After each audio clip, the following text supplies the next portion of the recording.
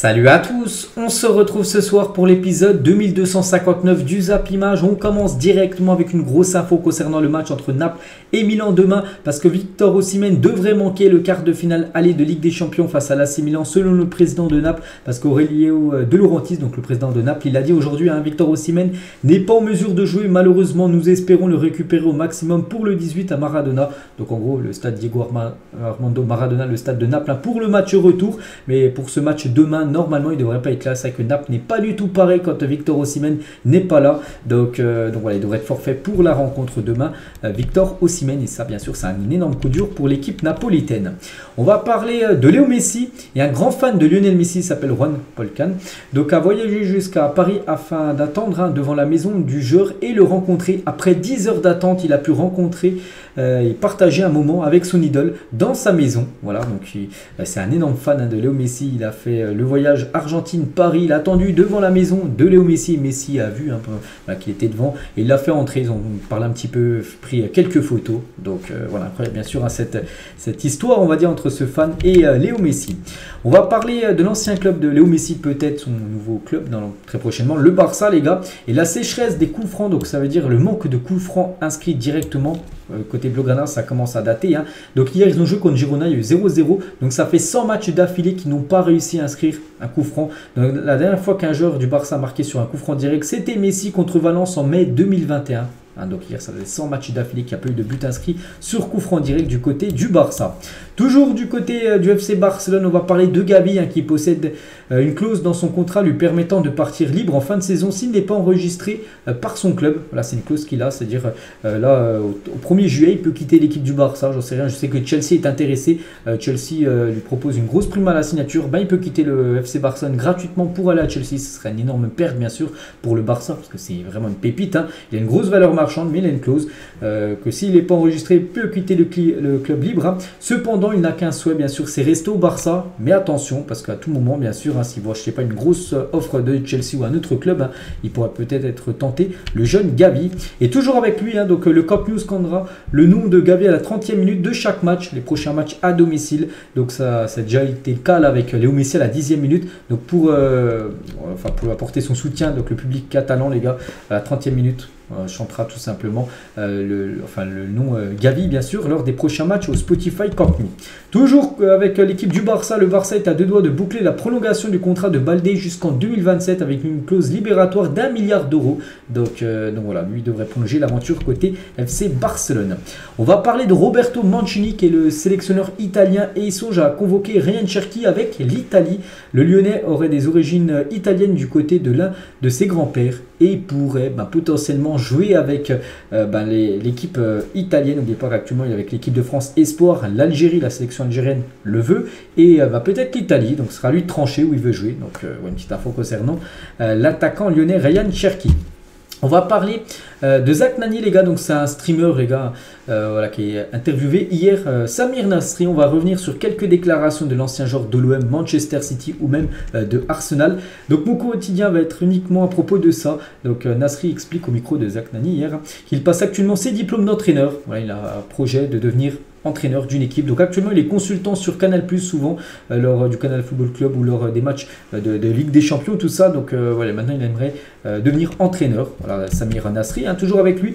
J'étais redevable envers l'OM, je pouvais signer à Arsenal libre, mais c'était impossible pour moi, c'est ma ville, mon club, j'étais formé là-bas, je ne pouvais pas partir pour 0 € et dire ciao, je me suis servi. Donc voilà, en gros il aurait pu quitter l'OM gratuitement vu qu'il est en fin de contrat et signer du côté de Arsenal libre. Il n'a pas voulu, les gars. Voilà, en plus c'est son club de cœur, Marseille, donc il voulait que Marseille récupère quand même de l'argent dans sa vente, donc c'est pour ça qu'il a été transféré, mais Marseille a récupéré bien sûr des sous. Toujours avec Nasri, avant de signer à Arsenal, Lyon vient me voir, Olas met une offre contractuelle sur ma table, largement plus intéressante que celle d'Arsenal. Olas proposait plus d'argent en salaire que l'équipe d'Arsenal, mais je suis Marseillais, impossible de signer à Lyon. Voilà, donc il ne pouvait pas signer du côté de Lyon, alors que c'est bien sûr un joueur de l'OM. Toujours avec Nasri, il révèle que Jorge Sampaoli, l'ancien coach Marseille la saison dernière, voulait qu'il revienne à l'OM la saison saison dernière, hein. Malgré je ne sais pas quel âge il a, bon, je pense qu'il aura les 37-38 ans, bah, en gros Sampoli le voulait la saison dernière du côté de l'OM, bon, il a décliné bien sûr l'offre. Nasri sur la philosophie du jeu d'Arsène Wenger, son ancien coach, hein, du côté des Gunners, hein. Il veut que tes points forts soient encore plus forts. Pour lui, si on joue notre football, on va s'imposer, on doit imposer notre football à l'adversaire et pas s'adapter. Donc voilà, c'était quoi la mentalité du côté de Arsenal, hein.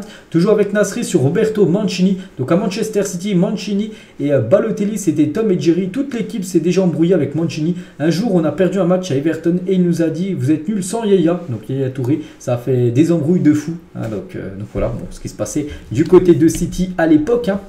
Et toujours avec Nasri, donc là c'est une longue déclaration, mais elle est vraiment très intéressante, hein, sur le match de Manchester City contre les Queen's Park Rangers. Souvenez-vous, c'était le match du titre de Manchester City qui avait terminé devant l'équipe de Manchester United à l'ultime journée.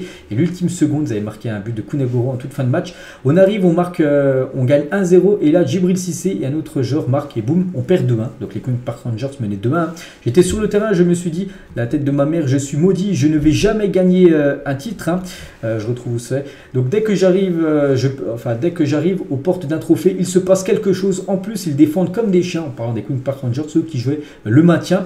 Donc, parce qu'ils jouent pour ne pas descendre. 91e minute, Edin Dzeko marque. Du coup, ça fait 2 partout. On se replace rapidement, mais on n'y croit pas de ouf, hein, de remarquer le 3e but. Hein, voilà, parce que c'était à la 91e minute, il restait une poignée de secondes. Hein.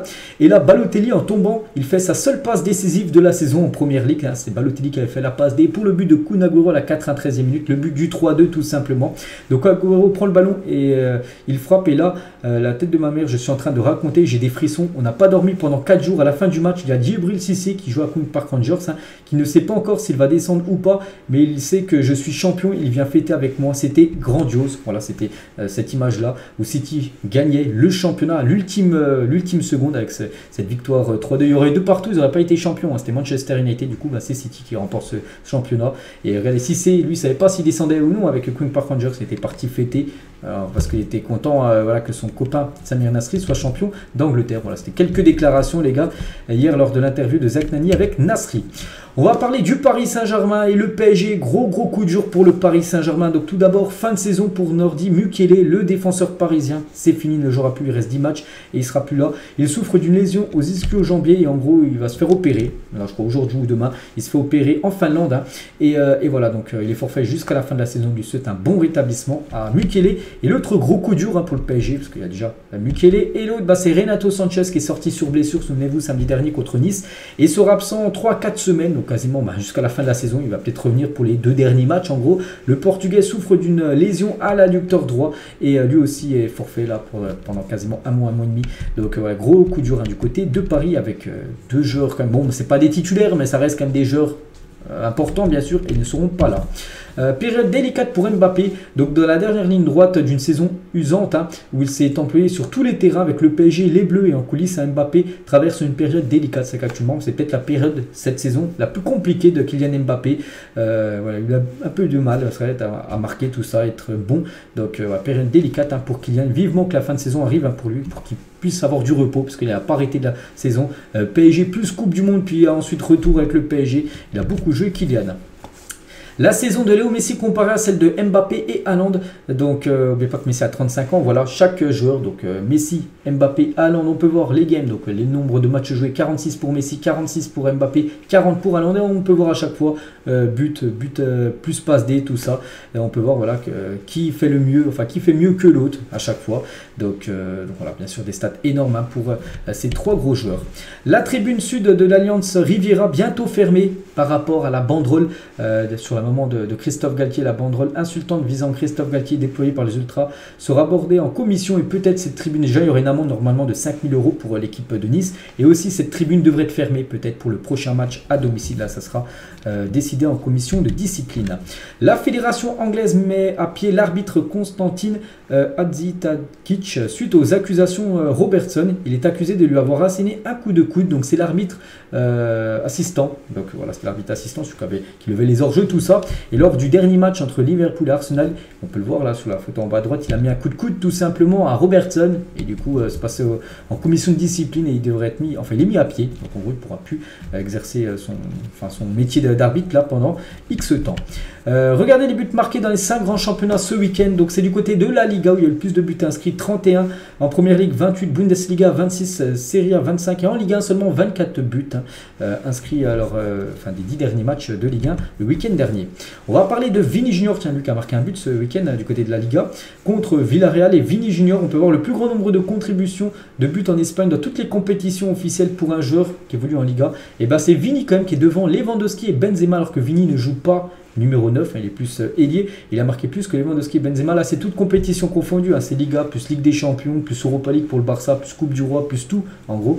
Donc, incroyable. Et surtout, n'oubliez pas que Vini ne prend pas les pénaltys, alors que Benzema et Lewandowski prennent les pénaltys.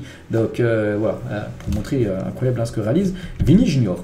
On va parler d'un joueur, Chukwueze, qui a fait beaucoup de mal à l'équipe du Real Madrid, hein. Samedi dernier en Liga avec un doublé. Donc Chukwueze a vraiment impressionné le Real Madrid lors du match au Bernabéu. Il y a eu des échanges entre Pérez et le président de Villarreal à la fin du match. Hein.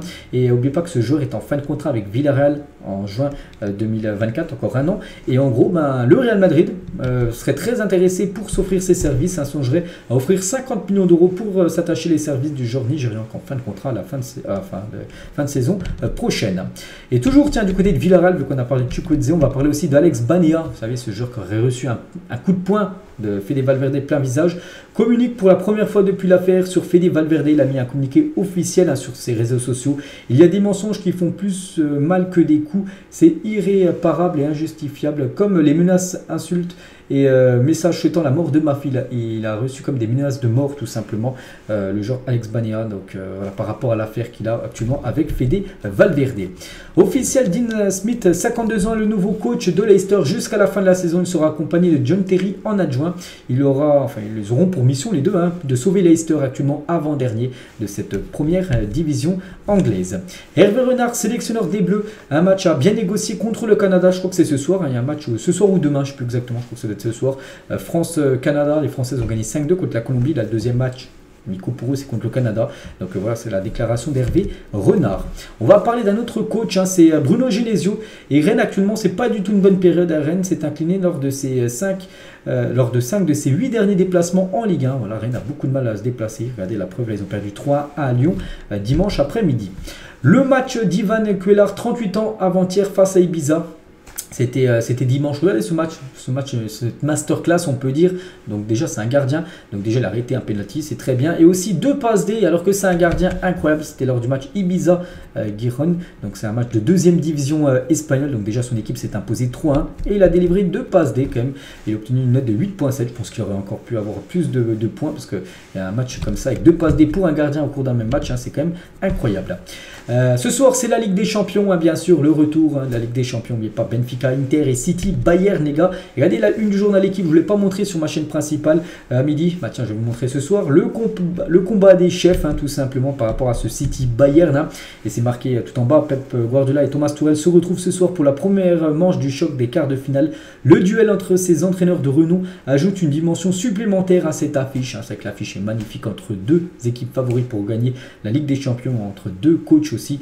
Guardiola contre Thomas Tuchel. Et Tuchel, hein, il a dit la meilleure préparation c'est le sommeil, mais parfois c'est difficile de le trouver quand on n'arrête pas de penser. Ce matin je me suis réveillé vraiment tôt car je ne pouvais pas dormir, je ne faisais que penser au match. Hein, vraiment il est focus à 100% sur cette rencontre.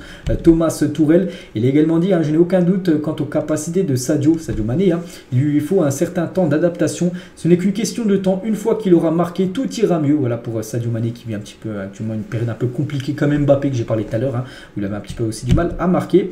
Et Pep Guardiola, lui aussi, hein, qui a réagi, mais il ironise à propos de Luciano Spalletti, le coach de Naples. Hein. Il a dit Naples, je ne veux pas parler d'eux, hein, sinon leur entraîneur se fâchera contre moi, il est tellement sensible. Hein. Pour rappel, Spalletti, le coach de Naples, n'avait pas apprécié que Guardiola qualifie l'équipe de Naples comme étant peut-être la meilleure équipe d'Europe. pourtant il avait mis un compliment à cette équipe de Naples, et Spalletti avait un peu clashé Guardiola par rapport à ça. C'est pour ça qu'il ne veut plus parler de Naples, hein, parce que sinon, Spalletti va lui répondre encore. Pourtant c'est un beau compliment. Et toujours avec City les gars, bon, ce match ce soir, hein, remporter ses 10 derniers matchs à domicile face à une équipe allemande. Ce soir c'est le Bayern, hein, est-ce qu'ils vont continuer leur série? Il y a 10 victoires d'affilée quand même à domicile, hein, pour City contre les clubs allemands. On verra ce que ça va donner. Et on va parler aussi de ce joueur les gars, Erling Haaland, qui a souvent rencontré le Bayern. Donc 7 matchs, bon il a toujours perdu. 7 matchs, 7 défaites contre le Bayern Munich. Mais il a inscrit 5 buts. Mais cette fois-ci, il ne joue plus du côté de Dortmund, il joue du côté de Manchester City. Donc enfin, est-ce qu'il va enfin accrocher une fois le Bayern, ou même gagner contre le Bayern? Jamais c'est arrivé dans sa carrière. On verra. Bien sûr, c'est ce soir dans quelques heures le coup d'envoi. Voilà les gars ce qu'il y a à dire. J'espère que ça vous a plu. On se retrouve demain midi les gars sur ma chaîne principale, sur cette chaîne. Ça sera demain 17h pareil les gars pour l'After Zap Image. De demain, allez, bonne journée à vous, bonne soirée à vous, bon match à vous et à demain.